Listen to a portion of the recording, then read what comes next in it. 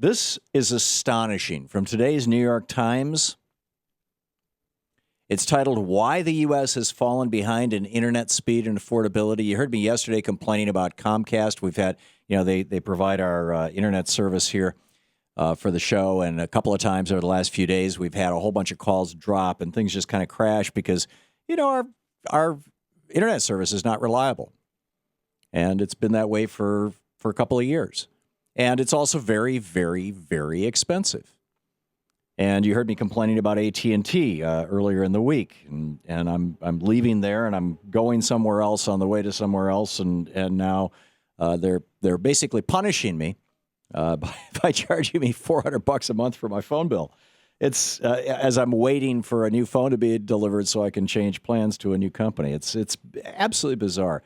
Well, here, and I keep pointing out that, and you will never hear a conversation, by the way, about these things, even on the liberal television network, because it's owned by Comcast.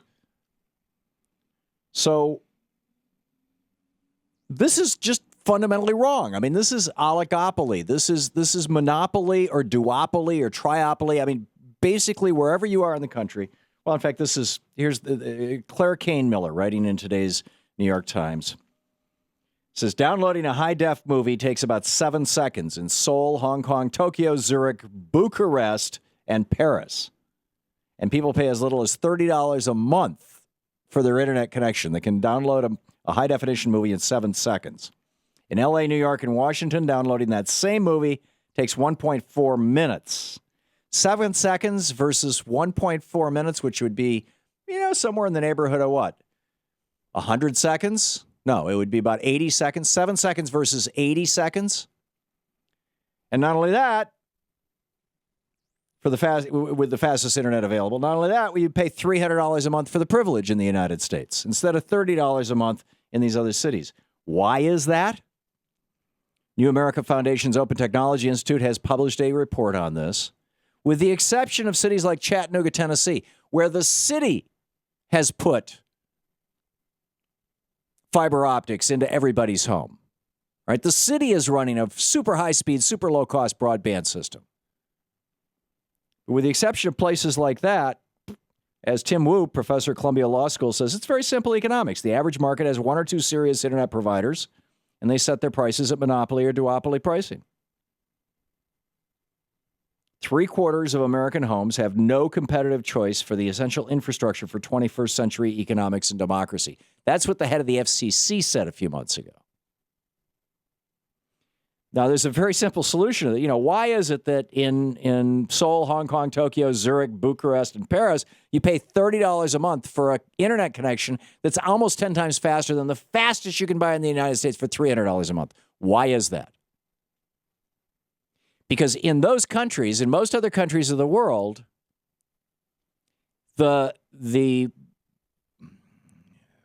what would you call it? The access point, the pipe going into your house, whether it's a piece of cable, whether it's a piece of fiber, or whether it's a copper pair, the pipe coming into or whether it's coming off a cell phone tower, whatever it may be, however you're getting your internet, whoever has that infrastructure. Say Verizon ran the Wi-Fi to your home, okay, or ran the cable into your home, and you're getting your internet through that. If this being the United States, Verizon can say to anybody else, you can't offer internet service through our piece of pipe, our piece of cable. But in all these other countries, if the cost to deliver internet service from downtown Washington, D.C. to my house, to my residence, if that cost was, say, $10 a month, which it probably is in that neighborhood, then internet service providers other than Verizon, say Verizon was providing, well, it's Comcast. Comcast is providing, let's say it costs $10 a month. Then other companies would be able to come to Comcast and say, we would like to supply Hartmann's internet to him. And we will pay you, Comcast, the cost of delivering this, $10 a month. And we'll charge him $30 a month and we'll make a profit. And we will compete with you, Comcast. And what that does is it drives the prices from $300 a month for the highest internet speeds down to $30 a month, like it is in Japan, like it is in Hong Kong, like it is in most of the European countries. because they all say just because you own the pipe doesn't mean you can establish a monopoly. You have to rent space in these what are essentially natural monopolies. You have to rent space.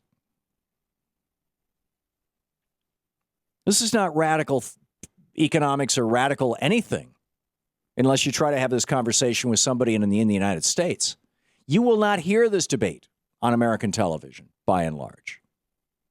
You will not hear this debate on the vast majority of American radio because it's right-wing radio. But this is straightforward stuff. There's nothing secret about this.